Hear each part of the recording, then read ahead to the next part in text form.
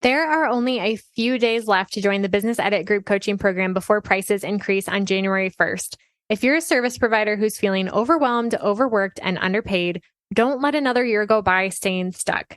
If you want this to be the year that you finally build the business of your dreams, one that lights you up, doubles your revenue, and allows you to work part-time hours, now is the time to join. In this program, you'll follow my signature 5-step method for building a productive and profitable business. You'll get business minimalist strategy, marketing systems, and productivity roadmaps that are simple to understand and easy to implement, plus 12 months of weekly coaching to help you overcome any road bump that comes up along the way. Let this be the year that you finally hit your revenue goals and create a life-first business.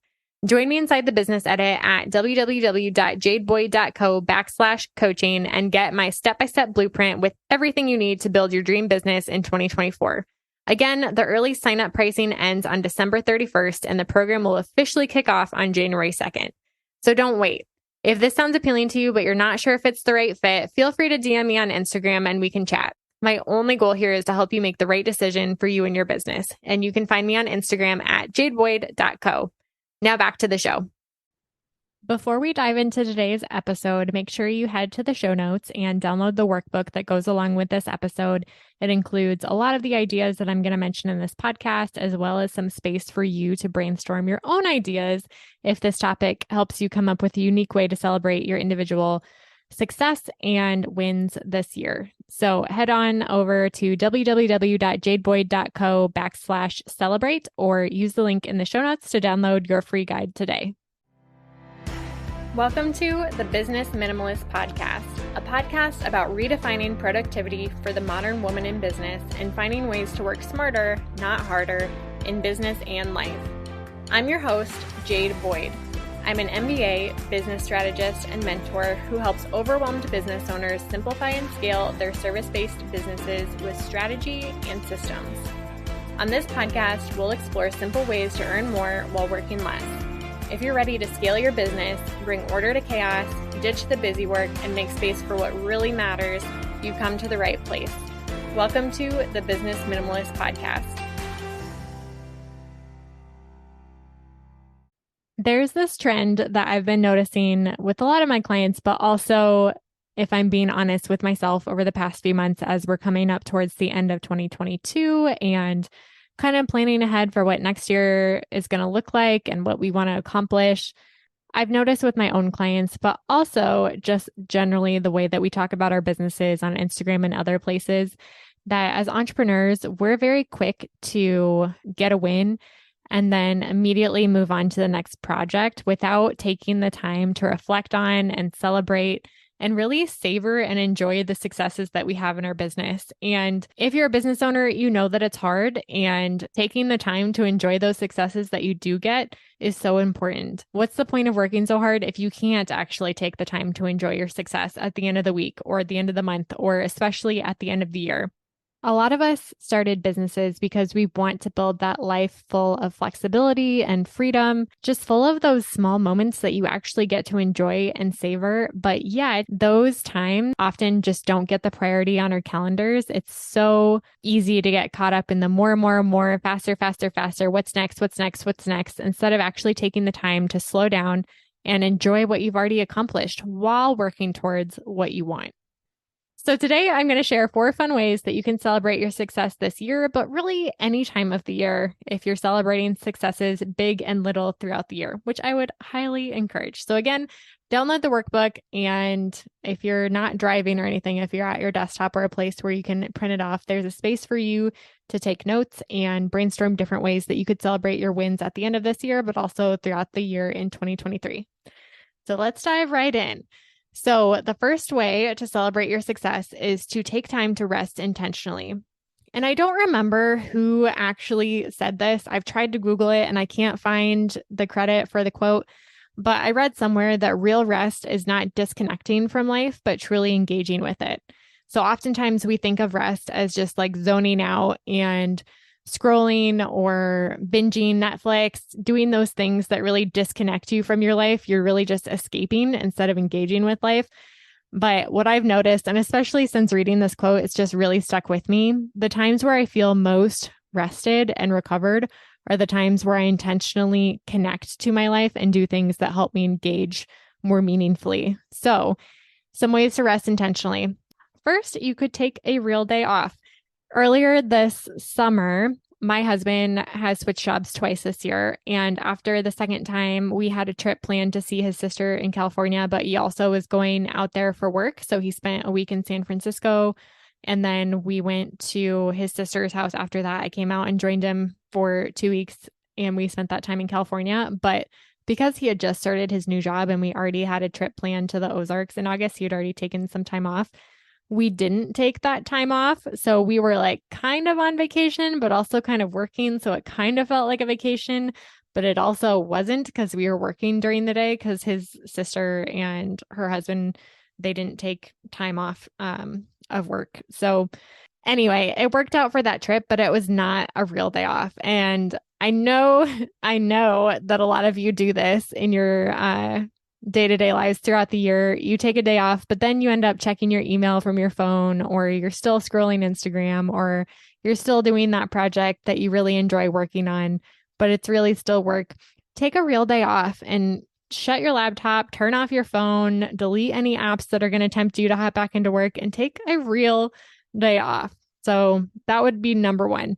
Some other ideas, take some time to spend in nature. Again, like disconnected and unplugged, like engaging with the life around you. Reflect on your success and how you got there. Do a journaling exercise and grab your favorite beverage, like a cup of tea, or my go-to is a glass of wine and an awesome playlist. And kind of think about what's happened this year and those little small wins that you've gotten along the way. Maybe look back at some of your metrics or different journal entries you've made throughout the year. For me, this year, I have done a monthly review every month, and every month I record my top 3 wins from that month. So it's kind of a mix of business and personal wins throughout the year, but I review those each month and think about those things that have gone right during the year, because it's easy to focus on the things that don't go right. But I think if you take the time to think about it, you'll be able to come up with a lot of wins that you've achieved this year.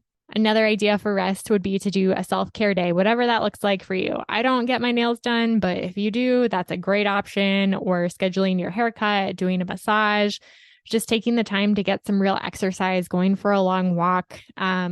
Gardening is something that I've really come to enjoy. That's kind of like a form of self-care for me. Whatever that self-care looks like for you, do something special and take a day just to unplug and do your self-care day. And then the last tip would be to unplug for the day. Turn off your phone if you can, turn off the internet and connectivity, and really take time to engage with the real world around you. That is the best form of intentionally resting. Okay, idea number 2 is to do something fun, and like fun with a capital F. So here are some ideas that I came up with, but this might look different for you.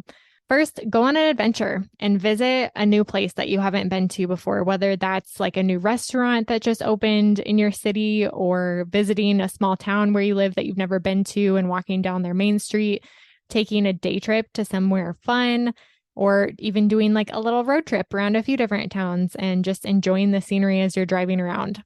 Go on an adventure. Do something that you love, something that fills your cup and makes you feel like you're really coming alive. So you might have a hobby that you really enjoy, or maybe a past hobby that you haven't done in a while and want to pick up again. I have been exploring with hobbies like crazy this year, and I've had some successes and some failures. The first thing I tried, I was really interested in watercoloring, and then I did some research into watercoloring and figured out that it's kind of like messy, and if you mess it up, it's hard to fix it. And as a perfectionist, I decided that I would skip the actual paint and paper and try Procreate first, because you can always like delete and try over. But then I started actually doing that for my clients. I was doing digital portraits. And so I started throwing in digital portraits of brand photos for my brand photography clients as like a surprise in their gallery. And then it kind of became work, like something that I had to get done and wasn't as relaxing anymore. So then I picked up real watercoloring this year after I was done with photography, and I'm not good at it. So there's no way that I can turn it into a part of my business, but just taking brush to paper is really relaxing and I enjoy it, even though I'm not good at it. I just look up really simple YouTube tutorials or Skillshare tutorials and do exactly what they tell me to, and I'm practicing, but it's really enjoyable and restful. I also found my ukulele recently. We're renovating our house, as you know, if you've been listening, and stuff gets shuffled around all the time based on what projects are happening and what rooms are sealed off. But recently we were cleaning out a room for the next project and I found my ukulele and I've picked it up a few times recently. That's also something that I really enjoy. Again, I'm not good at it and I'm definitely not good at singing. So I watch really simple YouTube tutorials on songs that I love and try to like pick along. And it's relaxing, it's enjoyable, it's restful.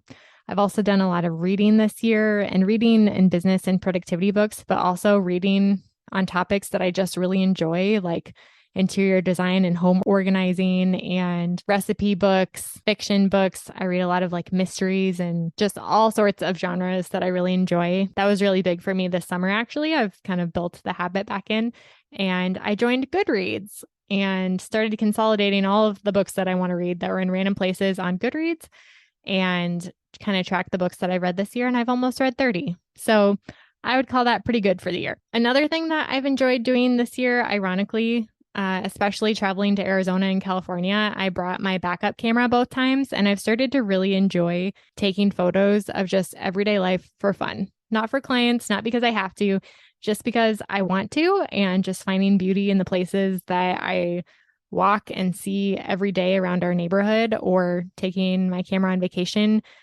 Those have all been like little hobbies for me that have kind of sparked that creative outlet and have become really, really fun with a capital F. The last idea that I have in this category is to create some sort of celebration playlist. So if you're on Spotify or, wherever you create your playlist, making a pump up playlist that you can like play when you have a big win to celebrate a little bit, to enjoy that little moment of celebration. Music is such a powerful tool. And I think I often forget about how good it can make you feel. So create your own little pump up playlist to celebrate throughout the year. The third idea is to share your success with others. I cannot say the word success. I can't tell you how much I'm going to have to edit this episode because every time I try to say success, it won't come out. But share your success with others. There's definitely a difference between being proud of what you've accomplished and then rubbing your success in other people's faces, or like finding your identity in your success and making sure that people know that your identity is secure. Like those two things are very different. So let's just be clear that that's not what we're talking about here. We're talking about sharing your success with other people in a way that builds them up, a way that shows them what's possible too, and a way that kind of includes the people who have helped you get to where you're at and sharing the success that you've had because they've helped you get there. So some ways to do this. You could share on social media or through a podcast or a blog. I see a lot of people doing like a year in review type of content, which I always love listening to, especially from other business owners, to see the behind the scenes, like the highs and the lows, things that they've accomplished this year and things that they've learned along the way. That is great content to share. And it's definitely, I think people hesitate to create content like that, especially if you have had major wins, because you don't want other people to feel less than because they haven't accomplished what you have accomplished, or vice versa. You might feel like your accomplishment isn't big enough to share it because other people have accomplished more than you. And it's not about how big or little your accomplishment is. It's definitely not your responsibility to keep other people's mindsets in check by playing small and not sharing the things that you're doing that are amazing. I think that you can share your successes in a way that lets people know what's possible, but also is just a real way to connect with other people and let them know where you're at. No success is too small and no success is too big to share. If you're proud of it, share it with the people who matter to you. And that doesn't have to be publicly on social media if they're not your like in tribe. Recently, I have found that I am more likely to share more personal information with my email list. So if you're on my email list, it's definitely the place to be if you want like the real behind the scenes and my best content, of course. But I've noticed that I would hesitate to share stuff like that on Instagram, even though I don't have a huge following. It just feels like a bigger place to me. And I'm such an introvert and I love small groups of people or like one-on-one relationships. I'm definitely not the person who's like the center of attention at a party. So I kind of keep that more personal content or like the content that feels more vulnerable close to my chest, and my email list recently has become that place where I share those wins. The next idea is to do a giveaway. So like legitimately, physically share your success with your audience or your email list, the people who have supported your business throughout the year. Celebrate by doing some sort of giveaway, which can be a ton of fun. And it doesn't have to be a huge prize. It can just be a way to give back a little bit of the success that you've had this year. And lastly, share it specifically with the people who've helped you get there in an intimate way. So like your family and friends who have stood by you this year and supported you through the challenging seasons, even like your clients or business collaborators who've become close friends, either sending them a personal thank you and thanking them for like the unique contribution they had to your success this year, or for your family and friends, throwing some sort of like party, going out to dinner with your husband and like talking about your business intentionally and like really intentionally celebrating what you've accomplished this year. And idea number 4 is to savor your success and bottle it up so that you can enjoy it again and again. A few ideas to do this. First, I recommend that everybody start an accomplishments list for your business, just so that you can remember those big and little wins that happen throughout the year that are so easy to forget if you're not intentionally keeping track of them. Again, like I mentioned, I've been doing this each month, just looking back on my to-do list and my planner and at my calendar at the things that happened and noting my top 3 celebrations or wins from each month. And that has been a game changer for me, especially at the end of the year. Now that I'm able to look back on a full year of wins has just been really impactful and is a good reminder for me, because I think it's so easy for me to look back and be like, well, what did I actually accomplish this year? I'm just looking at my numbers at the end of the year and not actually counting up those things that are a little bit less measurable, but still so important. So first thing, make an accomplishments list. I would highly recommend that. Second, you can make that list more visual if you're a visual person by making a little note, like every time you get a win or achieve something that you want to remember or savor, putting a little note on a bulletin board or taking a photo of that moment and printing that out and putting it in a bulletin board, or folding those things up and putting them in some sort of jar or like keepsake box that's just for you. Get creative on how you do that. But I think there's a lot of ways that you can make your accomplishments visual in a way that allows you to savor them in a more tangible way in the future too.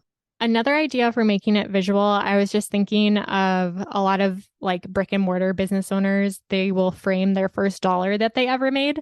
And I think it'd be a super cool idea to kind of reflect back on where you started and how much you've grown since then, how much you've accomplished since then. And if there's any tangible, I know in the era of like digital payments, you might not have that first dollar type of thing.